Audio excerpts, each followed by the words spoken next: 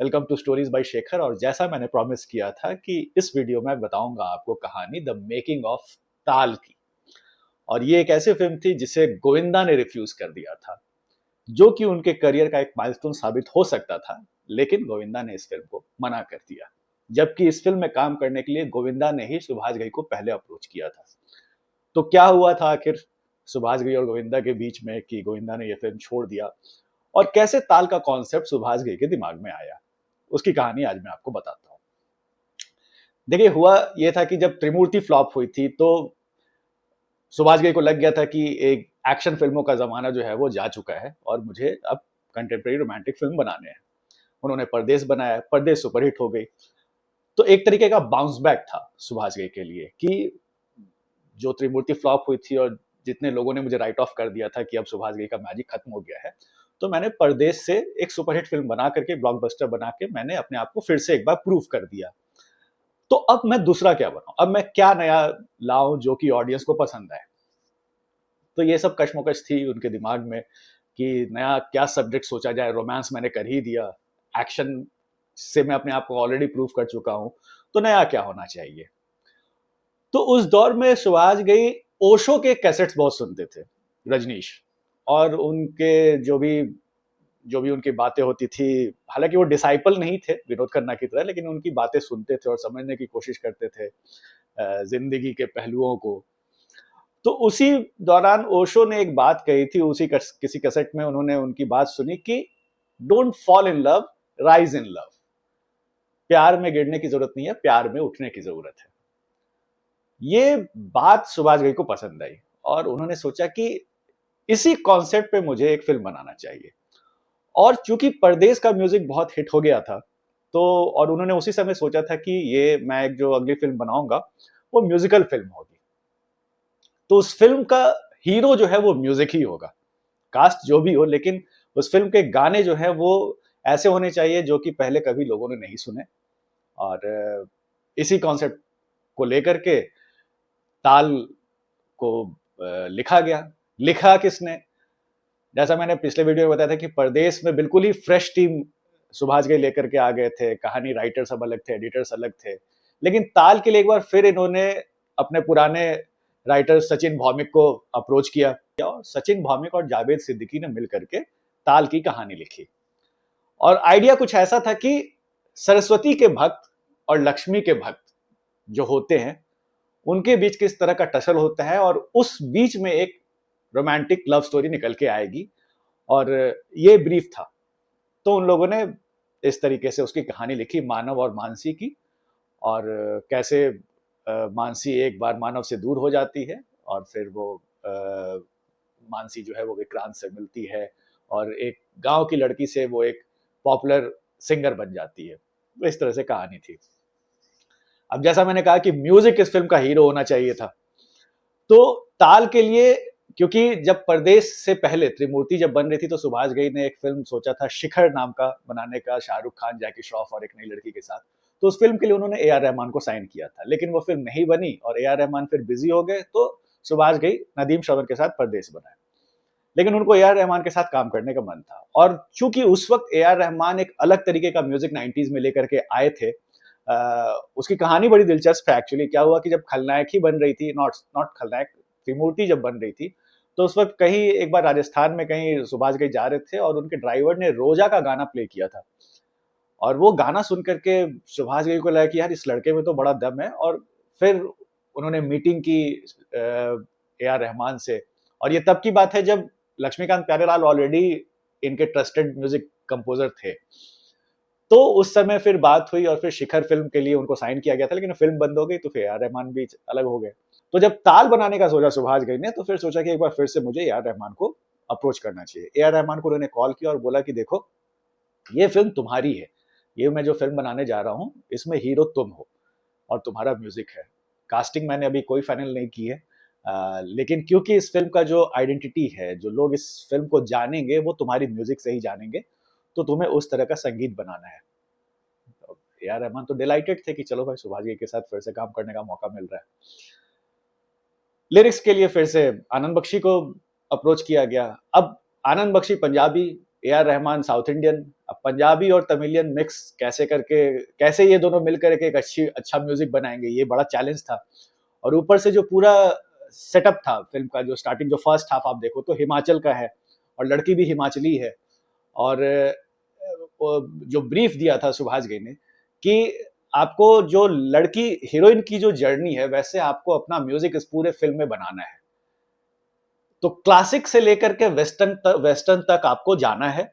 और वही इस लड़की की कहानी भी है। गांव हिमाचल के चंबा की एक लड़की है जो कि फिर सेकेंड हाफ में एक पॉपुलर सिंगर बन जाती है। तो आपके म्यूजिक में क्लासिकल टच होना चाहिए, फिर थोड़ा पेपी नंबर्स, और फिर एक वेस्टर्न जो होता है रॉक स्टाइल का, उस तरह का एलिमेंट आपको अपने म्यूजिक में रखना होगा।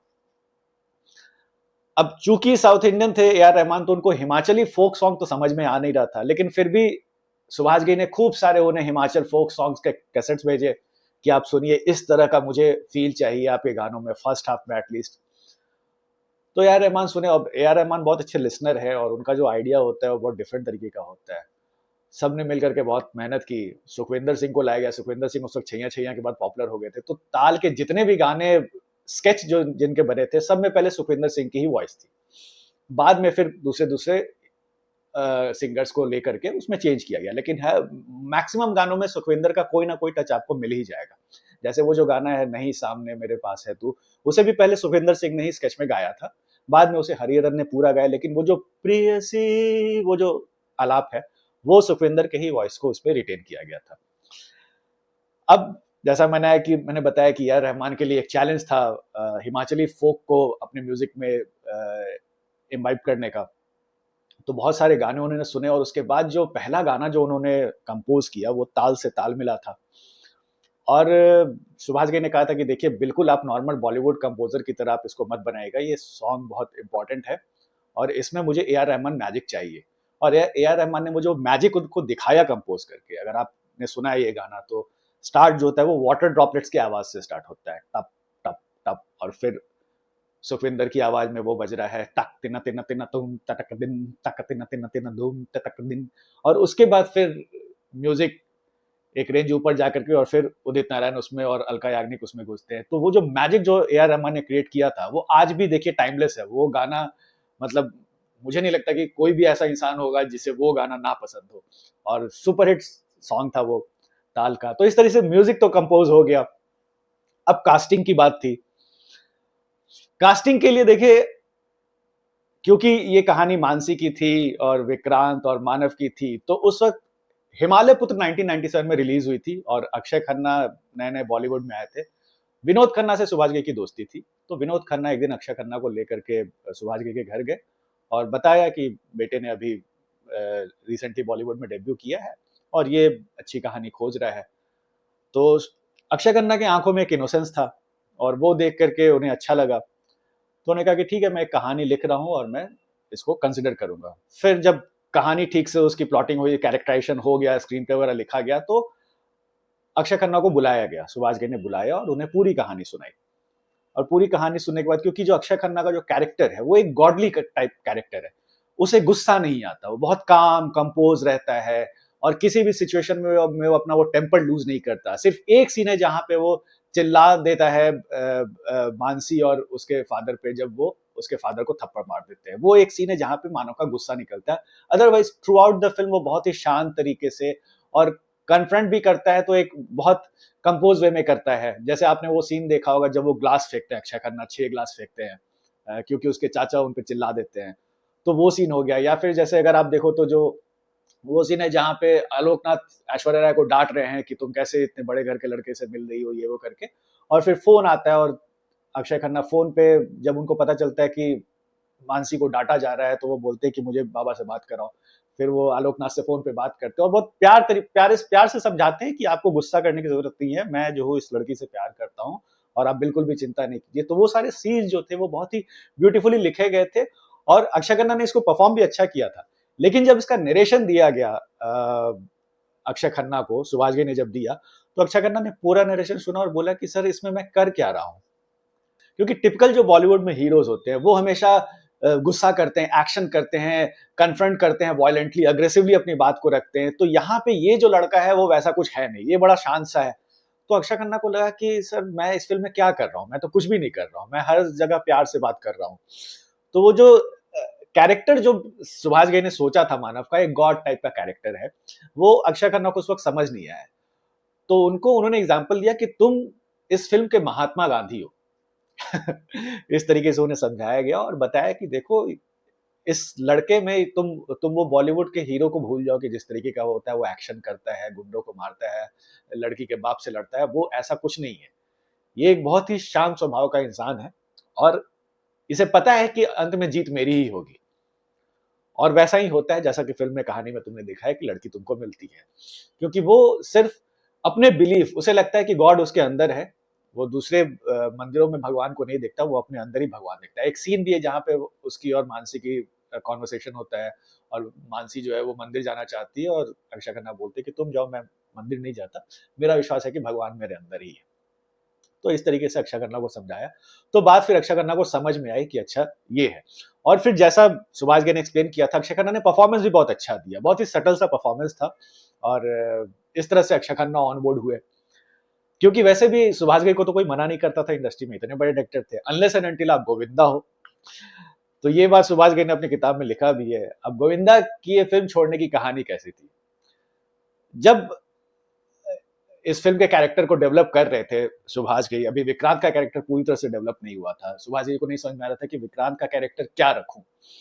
तभी एक दिन क्या हुआ कि गोविंदा सुभाष घई से मिलने आए और उन्होंने कहा कि सर मैं बहुत बड़ा स्टार हूँ आज की डेट में और मैंने बहुत सारी हिट फ़िल्म की है, लेकिन मैं अच्छी फ़िल्म करना चाहता हूँ और अच्छी फ़िल्म आप बनाते हैं, तो मैं चाहता हूँ कि आपके साथ एक फ़िल्म करूँ। सुभाष घई को हँसी आ गई, बोली कि अरे यार तुम तो मेरे से बड़े स्टार हो, तुमने इतने सारे हिट्स दिए तो तुम ये सारी बातें क्या कर रहे हो? तो बोला कि हाँ, मैंने दिए हैं, सब कॉमेडी फ़िल्म है और एंटरटेनमेंट है सब में, लेकिन मैं एक अच्छी फ़िल्म करना चाहता हूँ आपके साथ। हालाँकि अगर आपको याद होगा जब हीरो नंबर 1 बनी थी और उसमें गोविंदा का एक सीन है जहाँ पे वो कहते हैं कि त्रिमूर्ति फ्लॉप हुई तो सारा गुस्सा मेरे पे निकाल दिया, वो जो बावर्ची का जो गेटअप में आते हैं। तो जिस वक़्त त्रिमूर्ति के लेकर के सब लोग सुभाष घई का मज़ाक उड़ा रहे थे, उसमें से गोविंदा भी थे। मतलब गोविंदा क्या थे, उनका कैरेक्टर हीरो नंबर में वैसा था, तो डायलॉग दिया गया था वो थे।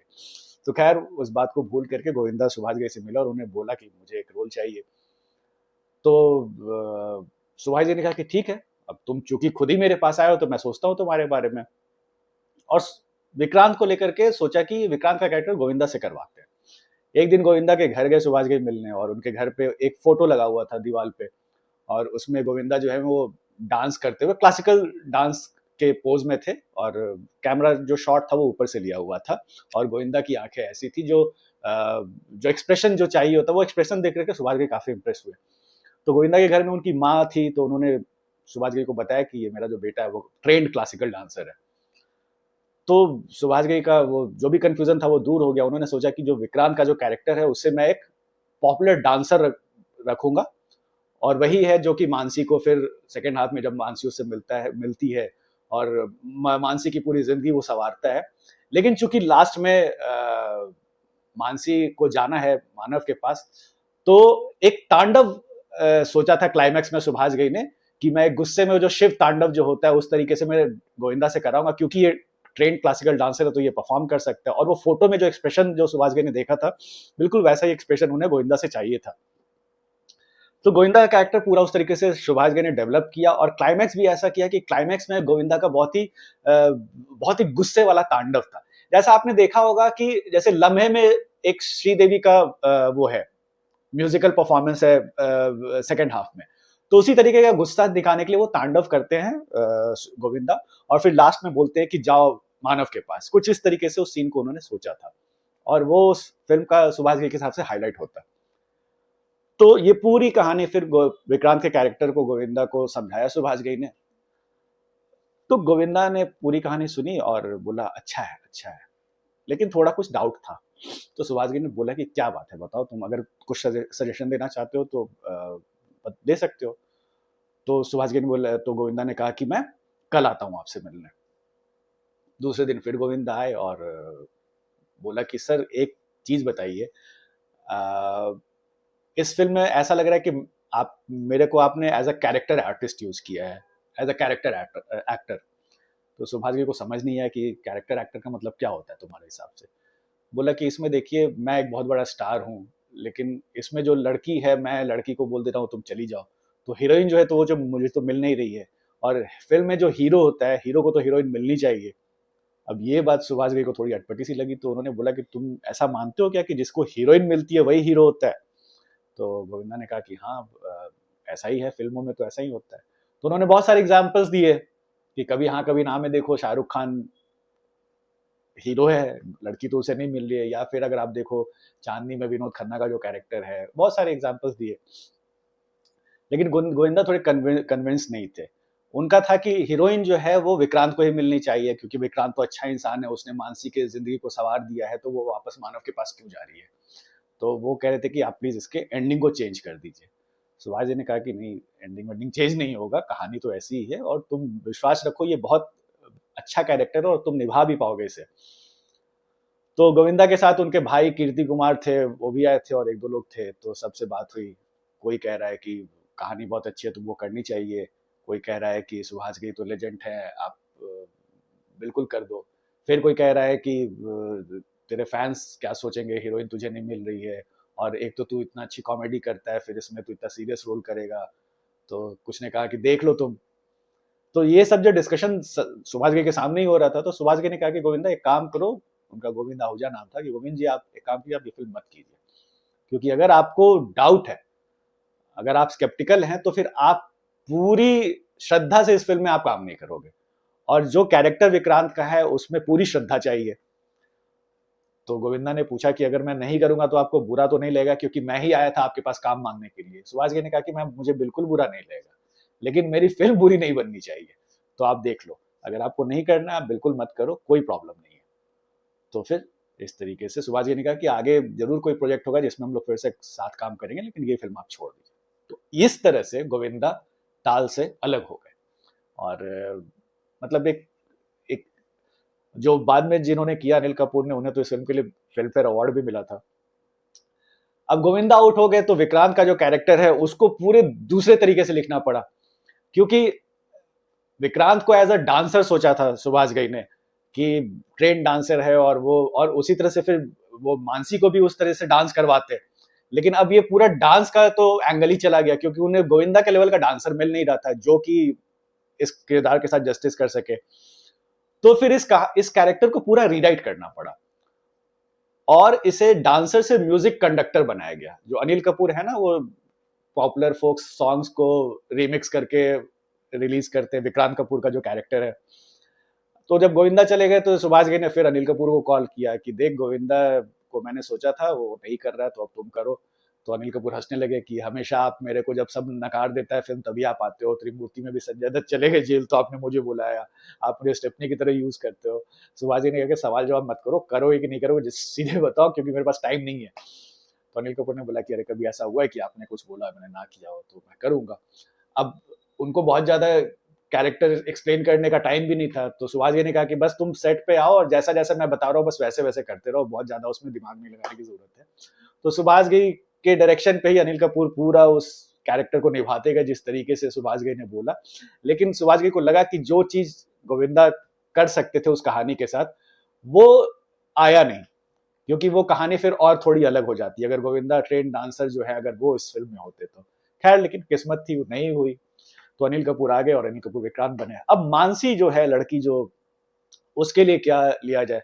सुभाष घई हमेशा न्यू फेसेस के साथ काम करना चाहते थे, और जो मानसी का कैरेक्टर है वो गांव की एक सीधी सादी लड़की है जो कि आगे जाकर के एक पॉपुलर स्टार बन जाती है। तो ऐसी लड़की चाहिए जिसमें कि जिसका कि चेहरा जो है वो उसका जो पूरा कैरेक्टर का जो आर्क है उसको वो सही तरीके से निभा पाए, और उसके फेस में वो बात हो स्टार वाली। तो बहुत सारी लड़कियों से मिल भी रहे थे, लेकिन किसी ने बोला कि ऐश्वर्या राय को ले लीजिए, क्योंकि उस वक्त मिस वर्ल्ड वो बन चुकी थी 94 में, और फिल्मों में भी आ रही थी। तो सुभाष घई थोड़े डाउट में थे, क्योंकि जो फर्स्ट हाफ है अगर आप देखो तो बिल्कुल सीधी सादी सी है। अब मिस वर्ल्ड कोई है तो वो तो बहुत ही ग्लैमरस होगी, तो उन्होंने सोचा कि नहीं नहीं, ऐश्वर्या राय नहीं, किसी और को सोचा जाए। तो उस वक्त क्या हुआ कि एक मुरली मनोहर राव इनके दोस्त थे सुभाष घई के, उनकी वाइफ थी जो कि जीन्स मूवी की प्रोड्यूसर थी। अच्छा, इस बीच और प्यार हो गया भी रिलीज हो गई थी, और ऐश्वर्या राय के एक्टिंग कैपेबिलिटी के बारे में क्रिटिक्स ने कुछ अच्छा लिखा नहीं था, तो सबको डाउट था, कि सबको लगा कि ये कॉस्मेटिक बस ब्यूटी है और एक्टिंग वैक्टिंग तो आती नहीं है। तो मुरली राव की जो वाइफ थी वो जीन्स की प्रोड्यूसर थी, उन्होंने सुभाष घई के लिए एक स्क्रीनिंग रखवाई जीन्स की। सुभाष घई ने जीन्स देखी, लोगों को लगा कि शायद ऐश्वर्या उन्हें पसंद आएगी, तो उन्हें फिर भी पसंद नहीं आई। तो मुरली मनोहर राव ने कहा कि फॉरगेट जीन्स, मैं आपको एक फिल्म दिखाता हूँ, इरुवर, जो तमिल फिल्म थी। अब जो एआईएडीएमके के जो फाउंडर और डीएमके करुणानिधि जो है, उन दोनों के बीच के टसल की से इंस्पायर्ड थी इरुवर फिल्म, अगर आपको नहीं पता है तो। वो लूजली इंस्पायर्ड थी उससे। तो सुभाष घई ने वो फिल्म देखी, और उसमें ऐश्वर्या राय का डबल रोल था। और जो फर्स्ट हाफ में जो ऐश्वर्या राय का जो कैरेक्टर है, उसको देख करके, उसमें एक पर्टिकुलर सीन है जहाँ पे ऐश्वर्या राय बिंदी लगाई हुई है और उनके हस्बैंड जो है वो जा रहे हैं, और वो स्टेशन पे उनको देखते देखते वो रोने लगती है। तो वो सीन देख करके सुभाष घई को लगा कि नहीं यार, ये जो मानसी का कैरेक्टर है ना, ये इस पे फिट बैठेगा, बशर्ते कि ये मेकअप ना करे। फिर ऐश्वर्या राय से मिलने गए सुभाष घई, मिले और उनको बताया कि ये एक ऐसी कहानी है, लेकिन आपको अपने मिस वर्ल्ड वाले ऑरा को पूरा भूलना पड़ेगा, क्योंकि ये जो मानसी जो लड़की है, ये गांव की है, और फिर अ, वो एक स्टार बनती है। तो मैं आपको ग्लैमरस भी बनाऊंगा, लेकिन फर्स्ट हाफ में आप बिल्कुल भी ग्लैमरस नहीं रहेंगी। और मैं आपको पहले बता दे रहा हूँ कि आपकी एक्टिंग के बारे में जो लोग कह रहे हैं, तो ये एक मौका है आपको उस सारे क्रिटिक्स को गलत साबित करने का। ऐश्वर्या राय ने इसे एज अ चैलेंज लिया, फिर एक बहुत पॉपुलर मेकअप आर्टिस्ट को बुलाया गया और उनको बोला गया कि जो फर्स्ट हाफ में ऐश्वर्या राय बिल्कुल भी मेकअप में नहीं दिखनी चाहिए, और फिर सेकंड हाफ में आप इनका ऐसा मेकअप करो कि जो वर्ल्ड की टॉप सिंगिंग सेंसेशन जो है, वैसी वो लगे। तो इस तरीके से वो किया गया, बना, फिल्म बनी, म्यूजिक कंपोज हुआ ए आर रहमान का, रिलीज हुआ। और फिल्म के गाने तो मतलब फिल्म रिलीज से पहले ही हिट हो गए थे। फिल्म इसमें जो इश्क बिना क्या जीना जो सॉन्ग है, वो एक्चुअली वो सॉन्ग का जो म्यूजिक था वो पहले शिखर के लिए यूज किया था ए आर रहमान ने, लेकिन वो फिल्म नहीं बनी तो फिर इसमें यूज किया गया। वो गाने जो है वो फिल्म रिलीज से पहले हिट हो गए, तो बज काफी क्रिएट हो गया था। एक तो सुभाष घई का नाम, ऐश्वर्या राय, और जिस वक्त ताल आई थी उसके कुछ महीने पहले ही हम दिल दे चुके सनम आ गई थी, और वो सुपरहिट हो गई थी। तो ऐश्वर्या राय का मार्केट उस वक्त कुछ और ज्यादा था, और बैक टू बैक हम दिल दे चुके सनम के बाद तुरंत ताल आ गई, तो ऐश्वर्या की भी उस वक्त फैन फॉलोइंग बढ़ गई थी। सुभाष घई, ऐश्वर्या राय, और फिर से एक बार अनिल कपूर, ए आर रहमान, सब कुछ पूरा मसाला था, जो कि कॉम्बो जो कहते हैं, सब कुछ था इस फिल्म के फेवर में। अक्षय खन्ना का बहुत बड़ा मार्केट उस वक्त नहीं था। सबको लग भी रहा था कि कोई बैंकेबल स्टार होता तो अच्छा होता, लेकिन खैर खैर रिलीज हुई फिल्म, लोग देखने गए, फिल्म हिट थी। लेकिन क्रिटिक्स ने बहुत ज्यादा प्रेज नहीं किया। सुभाष घई हमेशा कहते हैं कि मेरी फिल्म को कभी भी क्रिटिक्स ने पसंद नहीं किया है। इंडियन क्रिटिक्स ने पसंद नहीं किया, लेकिन फिल्म ओवरसीज में बहुत अच्छा उसने मार्केट किया। यूएस यूके में मतलब 24-24 शोज होते थे, और फिर वहां पे जो क्रिटिक्स ने इस फिल्म के बारे में लिखा, उस उन हेडलाइंस को एक पोस्टर बनाया सुभाष घई ने, और फिर उस पोस्टर पे उन क्रिटिक्स के जो भी हेडलाइंस थे उनको चिपका करके फिर से एक पोस्टर रिलीज किया। ये देख करके इंडिया में फिर इस फिल्म का जो है बज और क्रिएट होने लगा, और कलेक्शंस और बढ़ने लगे, लोग जाने लगे। और यहाँ के कलेक्शन देख करके एक बार इंडिया में एक अमेरिकन जर्नलिस्ट थे, उन्होंने इस फिल्म को देखा, और उन्होंने इस फिल्म के बारे में एक लाइन लिखी थी, I think American must see how beautiful this film is.